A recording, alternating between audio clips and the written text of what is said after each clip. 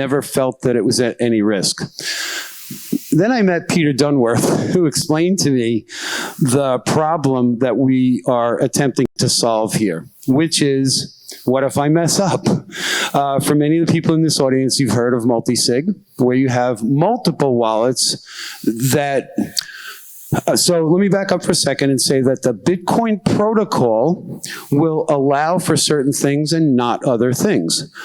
In the protocol layer, it allows for a wallet or an address that Bitcoin can be sent to, that in order to take it back out, you need more than one signature.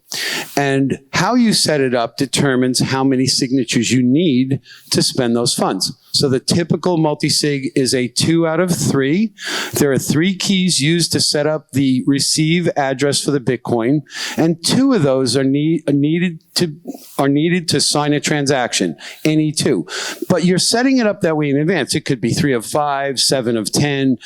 Once it's set up, the protocol will not allow for that Bitcoin to move unless those rules that you set up in advance are satisfied.